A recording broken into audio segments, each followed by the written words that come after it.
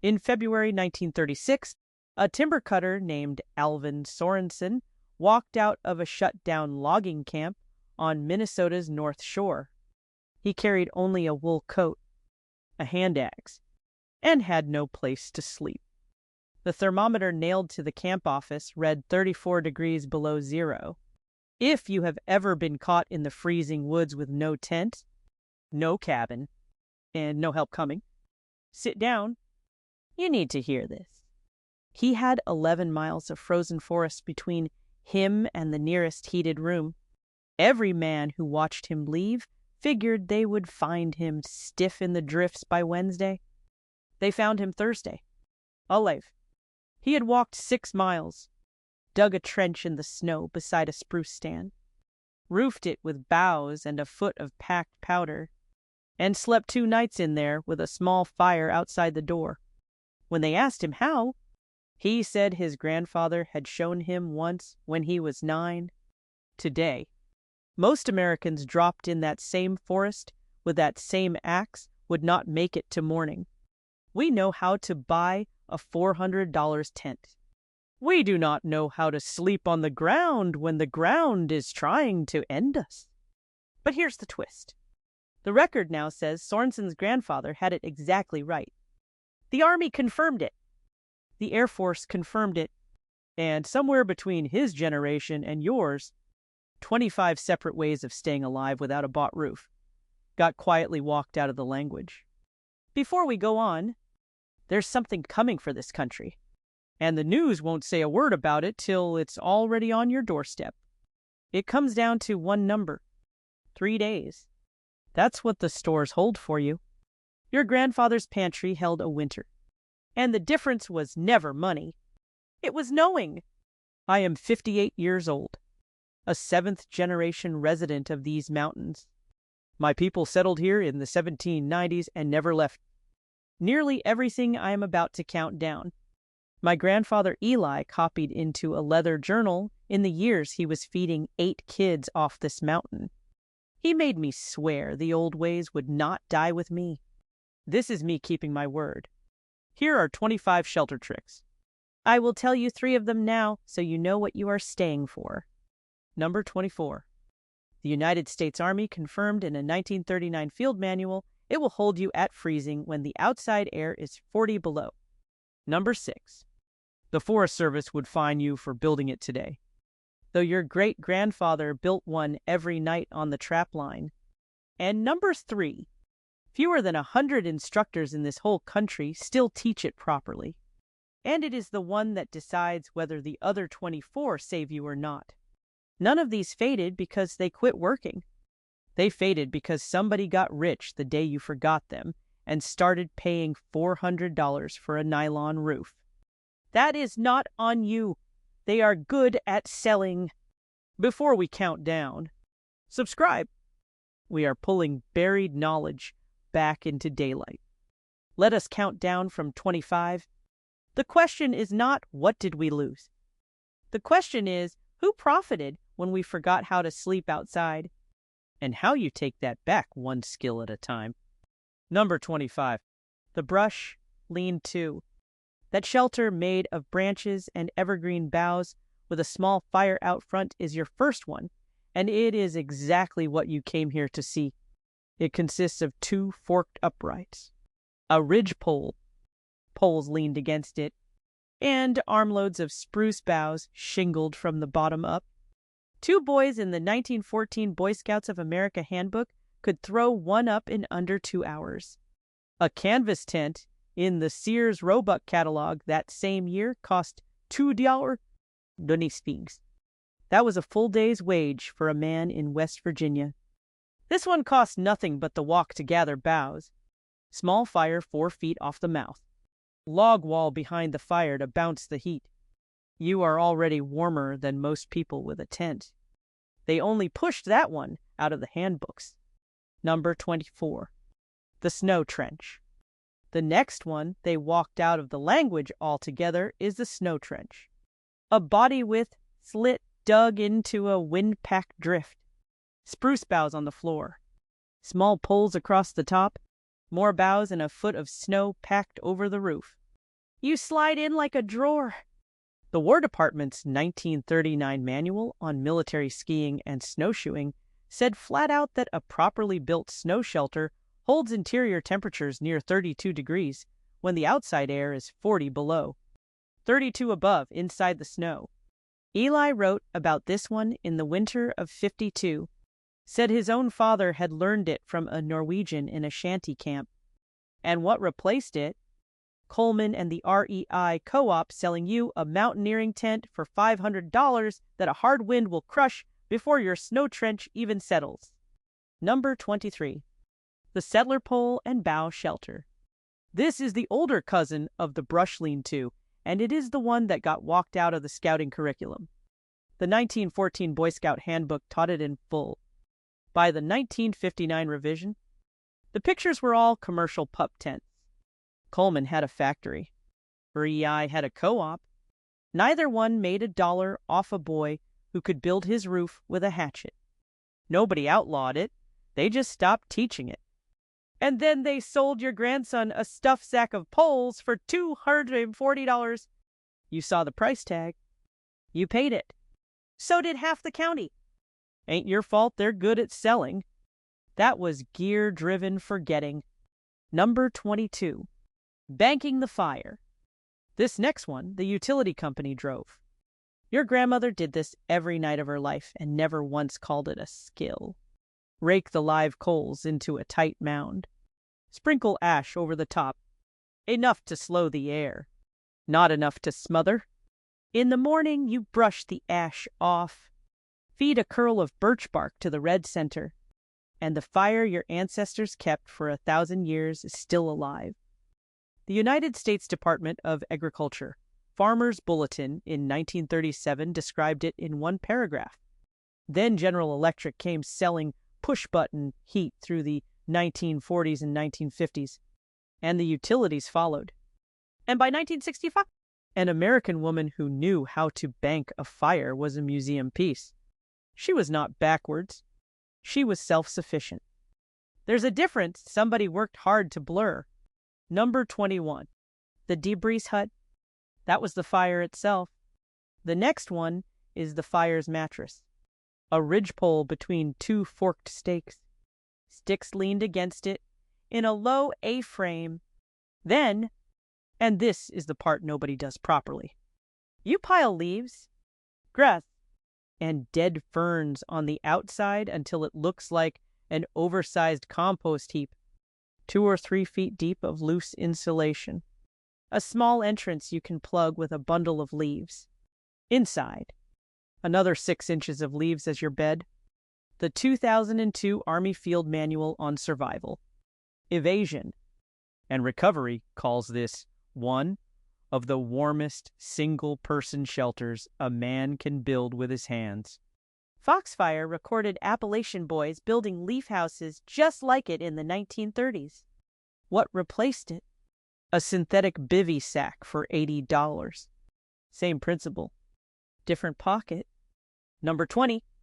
The snow cave. Speaking of pockets, this next one used to belong to the same pocket the pad makers took it out of. Different from the trench. This one you dig into a drift that is already deep and hard. Small entrance low. Hollow the interior into a dome. Raise a sleeping bench above the floor so cold air pools below you. Punch a fist-sized vent through the roof so you do not suffocate. The 1950 United States Air Force Arctic Survival Manual said a proper snow cave holds 32 degrees inside when the outside air is 30 below. I built my first one at 14. Eli watched me from a stump, said nothing, let me do the whole thing. Then he watched the roof cave in on me at 3. Zutto in the morning. Wet snow. I had not let it set up. I was buried to the shoulders and laughing so hard I could not breathe. He said, "Now you will remember." I remembered. Number 19. The natural windbreak. Every skill above costs nothing. Every replacement costs a paycheck. That is not an accident. That is a business model. Before you build anything, you read the wind. A 15 maybe breeze at 0 degrees feels like 19 below on your skin. That is the National Weather Service wind chill chart. Drop the wind to 5 mmF by tucking behind a dense thicket, a rock face, or a stand of young spruce, and it feels like 7 below. 12 degrees of survival for the price of walking around your campsite once before you drop your pack. The Department of Agriculture, Natural Resources Conservation Service says a proper windbreak cuts wind speed by 50 to 80% on the leeward side. Your great-grandfather did this without a chart. He watched the snowdrift and set his back to it. That is what you do before you dig. Number 18. The sod you dug out. This next one is what the whole prairie did instead of digging. Nebraska. A family named Peterson carved a room into a creek bank, ran willow poles across the top, and stacked sod blocks over the poles until the grass grew right back on their roof. Snow piled outside, and the room inside stayed above freezing all winter. Free. A frame house in Kansas that same year needed $200 to $300 of milled lumber the family did not have. Then the railroads came, and the lumber mills came, and the banks would only finance a modern frame house. Never the earth won. Oak Ridge National Laboratory studied earth-sheltered homes in the late 1970s and admitted the sod dugout used a fraction of the heating fuel a frame house does. Your ancestors were not primitive. They paid attention to physics. The railroads sold them lumber. Number 17. The deadfall log shelter. This next one. The gear companies sold them foam. Big tree falls in a wind. Most men see an obstacle. A New England woodsman in 1905 saw half a wall already built. You lean poles from the top of the trunk down to the ground on the lee side. Throw boughs over the poles, and you have a shelter in 20 minutes that a bought tent takes an hour to pitch. The 2002 Army Field Manual still teaches it. Only rule: check the log is settled and not going to roll on you in the night. Eli wrote about a trapper he knew in 41 who slept beside a windfall spruce every night of a 6-week line and never once pitched a canvas. 6 weeks. No tent. Number 16. The evergreen bough bed. And the next one, no tent and no lean-to. Either just poles and boughs standing up. Ground steals heat faster than air. A man on frozen ground with a good sleeping bag and no pad will still wake up shivering. Your ancestors solved this with what Horace Kephart in his 1907 Camping and Woodcraft called a browse bed. Short balsam or spruce tips, cut at 12 to 18 inches, laid overlapping like shingles. Cut ends down, needles up, 4 to 6 inches deep. Sears sold a folding camp cot that same year for $3. Kephart said the browse bed was better. Then in 1971, a company called Cascade Designs patented the Thermarest. And now you pay $90 for what a spruce grove gives you free. Same insulation. Same principle. Different pocket again. Number 15. The spruce pole tent. The pad makers took the mattress. These next ones, the stove makers took. Before canvas was cheap, trappers in the northern forest built entire A-frame tents out of spruce poles lashed at the peak, then thatched top to bottom with overlapping boughs or slabs of bark. Snow packed around the base sealed it. Small fire out front. Kephart described men living in these for whole trapping seasons. Then canvas got cheap. Then nylon got cheap. Then the same manufacturers we already named made a fortune selling you a house you have to pack in and pack out. A spruce tent you walk away from, and the forest takes it back in a season. That is not primitive. That is clean. Number 14, the log fire reflector. The forest took it back. The next one you take back, a wall of logs at your back. A fire in the open throws heat in every direction. Half of that heat is wasted on the sky. Stack green logs into a low wall on the far side of the fire, 4 to 5 feet long, 3 or 4 logs high, and every calorie of radiant heat you were losing to the dark now bounces back toward your shelter. Kephart drew a picture of it in 1907. It doubles the useful warmth of a small fire. Sears sold a camp stove in the 1908 catalog for $5 to $10. The reflector cost you 30 minutes with a hatchet. Green wood only, dry wood will catch. That is the one rule. The wall gives back the heat. Number 13. Heated stones.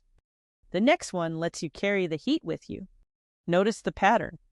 Every single item so far was replaced by something you have to buy. Free skill goes out. Priced product comes in. Nobody signed a decree. They just stopped teaching your grandfather's answer and started selling you theirs. Dry stones, fist-sized, arranged at the edge of the coals for an hour. Wrap them in a piece of wool cloth. Put them in the foot of your bedroll before you crawl in. Kephart wrote about it in 1907. Your great-grandmother did it every cold night. Then rubber hot water bottles came in around 1900. Then electric blankets came in around 1935. And a piece of granite that had warmed sleepers for years got shelved. One warning. Never use a wet river stone. Trapped water flashes to steam. And the rock explodes. Dry stones only. Number 12. The fence corner shelter. That is how you carry heat. The next one is how you steal it for free from a fence you do not own. A 19th century American walking between towns.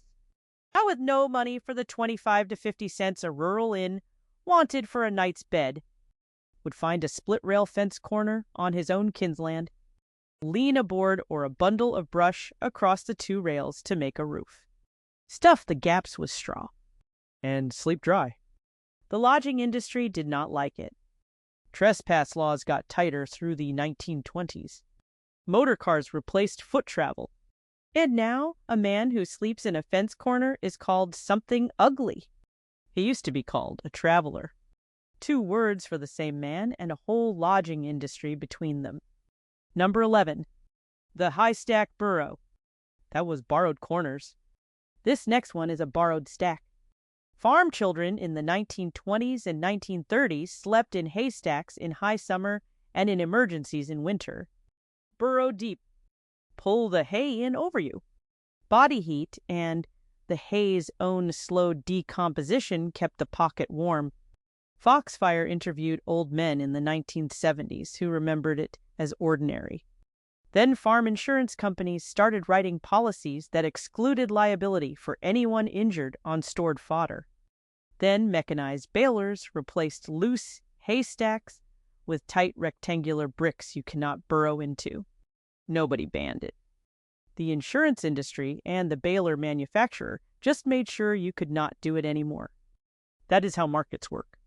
Not a conspiracy, just a business. Number 10. The bark slab shelter. From a warm stack to a warm wrapper. This next one is the tree wearing its own coat. Elm and birch bark peeled in wide sheets in summer when the sap runs. Dried flat under stones. Then lashed to a pole frame in winter to make walls and roof, panels. Native peoples taught it to the first French trappers. Trappers taught it to the first settlers. Settlers taught it to their sons. Then somebody's grandson forgot to teach his son because his son slept in a heated cabin. Eli wrote about this in the summer of 48. He peeled the bark himself. Said the elm sheets were stiff enough to lean against a pole frame like plywood. A bought sheet of tarp today runs you $20. A slab of bark cost your ancestors an afternoon. Number 9. The root cellar as cold refuge. That was overhead. The next one is under your feet. Every homestead had one. A hole in the ground. Walled and roofed. 4 to 6 feet down. Where the earth itself holds the temperature between 35 and 55 degrees summer and winter without a single watt of electricity, built to store potatoes and cabbage. Although, and this is what got forgotten, a place a family could sleep on the coldest night of the year and the hottest, safer than the house above. Modern building science calls it thermal mass and charges you $30 for a passive home. Your great-grandmother called it the potato hole and dug it herself. Number 8. The bent sapling dome. From the ground below, back up to a dome of bent green wood. First shelter I ever built solo. I was 15. Wet spring. Cold rain. Roof caved on me in the middle of night. Soaked to the bone. Walked home shivering. And Eli laughed for a full minute before he handed me dry socks. You do not learn this from a book. You learn it from failing at it. Plains people and Great Basin people built these for 10,000 years. A ring of green saplings driven into the ground, bent inward at the tops, lashed into a dome, then covered with hides, bark, or in a pinch, brush and grass. Settlers on the westward trails adopted it in emergencies. 2 people an hour. No hatchet needed if you had a good knife. Then the technique got labeled Indian and dropped from the manuals white settlers wrote. Number 7. The overturned wagon. From a dome of wood to a roof made from what you drove in on. Prairie families caught by blizzard between homesteads did not panic. They unhitched the team, drove them into a coulee, tipped the wagon on its side against the wind, and built a nest of hay and wool between the wagon bed and the ground. A wagon was already a wall. It was already a roof. Anyone who could tip one on its side had a shelter in 10 minutes. Today, most people caught in their vehicle in a whiteout run the engine until the gas runs out and then die of carbon monoxide. Your great-grandmother would have known which side to tip the pickup on. Nobody taught you.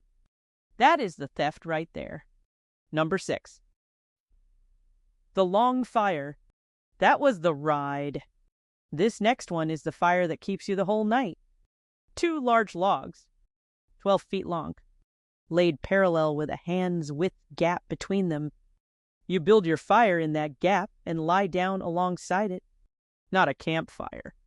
A fire the length of your body, burning slow. Some trappers called it the Siberian fire. Some called it the split log fire. It burned all night with one feeding at midnight. You slept warm on frozen ground with no shelter above you at all. The United States Forest Service today would fine you for building one on public land because it scars the earth. Your great-grandfather built one every night of the trap line for 40 years. Not because he was reckless. Because he was warm. Number 5. Newspaper insulation. This next one is what you stuff in the walls when you finally have walls. Depression, 1932. A quarter of the country had no work. Families packed newspaper, sometimes 6 or 8 inches thick, into the walls of unfinished shacks, into the cracks of tar paper houses, and under floorboards. They called a wrapped bundle of newspaper a Hoover blanket and used it as a coat. Dead air trapped in paper is one of the best free insulators the physics book knows. Modern fiberglass batting is the same principle in a pink jacket sold to you at $4 a square foot. The paper was free every Sunday morning. It still is. Insulation is not a product. It is a principle. Somebody sold you the principle. Number 4. Shared body heat. Warm walls. This next one is a warm body next to yours. Trappers slept 2 in a bedroll. Shepherds slept with a dog. Settler families slept 4 to a bed. Feet in the middle. In a room where the fire had burned down to coals. A single human body puts out around 100 watts of heat, steady all night. 2 bodies in a shelter double the heat load. Modern American culture called that shameful and sold everybody a private bedroom and a furnace. Eli wrote about this in 49:9 Said his own father had walked a trapline with a black and tan hound that slept across his feet, and neither one froze in 15 winters. This is not quaint. This is 100 watts of physics. The furnace industry does not want you knowing you have a stove inside you. Number 3. Reading the ground before you build. Now the villains stack. The gear companies took the tent. The utilities took the fire. The insurance took the haystack. The Forest Service took the long fire. And you paid for all of it. Number 3 is the theft that made the rest of the theft possible. Every skill I have listed is worth nothing if you build it in the wrong place. Fewer than 100 instructors in this country teach this properly anymore because it cannot be taught in a store. Rule 1. South-facing slope. Rule 2. Never at the bottom of a draw because cold air pools there. Rule 3. Away from widowmakers. Rule 4. Dry ground. Your great-grandfather chose his campsite in 3 minutes and slept warm. You will pitch a $400 tent in the wrong spot and freeze. The site is the shelter. Number 2. Dry clothes are the first shelter. This next one is the shelter you are wearing. Wet cotton against your skin at 30 degrees will end you before dawn. Every trapper, every logger, every farmhand in this country before 1950 knew this in his bones. Change into dry socks before you sleep. Even if you are crawling into a snow trench, keep your outer layer off your inner layer when you sit by the fire, so sweat does not soak inward. Wool over cotton, always, because wool warms wet and cotton kills wet. The gear industry sold you a 200 Chlor synthetic base layer that does exactly what a wool union suit did in 1910 for 85 cents. Eli said it like this: dry is warm, wet is dead. Learn the difference before you need it. Number 1. You carry your shelter in your head, not on your back. 24 skills. Every one of them free. Every one of them replaced by something that cost you money. Which brings us to number 1, the one that contains all the others. Alvin Sorensen walked out of that shut-down camp in 1936 with a wool coat and an axe and no roof to his name. And he slept 2 nights at 34 below because his grandfather had shown him once when he was 9, and he had never let the knowing die. He was not poor, he was sovereign. There is a difference between the man who owns a $400 tent and the man who owns the skill to sleep without one. That is what got taken from you. The independence from needing one. Alvin Sorensen walked out of those woods on a Thursday morning, took a hot meal at a farmhouse 11 miles down the trail, and lived to be 81. He raised 4 sons and taught every one of them the snow trench. 3 of them taught their own sons. 1 did not. That is how a skill dies. 1 generation at a time, quietly. The record now says the government had it exactly backwards for 60 years. Cold weather field manuals came back around to Sorensen's grandfather's answers by 1995. They just never told you. And they never will, because there is no money in a man who knows how to sleep outside. Only in a man who is afraid to. Now hear me plain. I am not selling you fear. This is not doom talk. Some of what I described the law looks at sideways, depending on your county.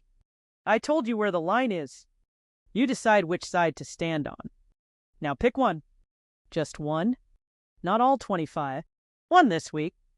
Rake a bed of coals into a mound tonight before you close the stove and see if it lights the room from a curl of paper in the morning. Cut a small browse bed of pine tips behind the shed and lie down on it in a coat in the cold for 10 minutes and feel the ground stop taking your heat. Read the wind of your own backyard. Walk it in a coat and mark the leeward corners. Just one. I built a snow trench beside the cabin last February at 12 below. Boughs on the floor. Small fire out front. And I slept 6 hours in it without a bag. Cold. Alive. Warmer than the porch. Tell me down below. Did your grandparents ever sleep somewhere the neighbors would laugh at now? A hay barn, a fence corner, a snowbank, a root cellar. The one that gets the most comments is the one I build next. Your granddad knew every one of these. Somebody just did not get the chance to pass them down to you. Now, they are yours again. A 300-year library closing one old man at a time. You are one of the keepers. Next time, the $2 pantry item your great-grandmother poured into cracked walls to seal them for winter. The one the paint industry made sure you would forget existed by 1958. And the one a university quietly confirmed in 2011 outperforms modern caulk on old wood. 2. Still on the shelf. Still working. If this story changed how you look at the world around you, please subscribe and like this video. We are unearthing the history they tried to bury. Let's plant the seeds for a self-sufficient future. The next treasure from our forgotten library will be opened soon. Stay tuned.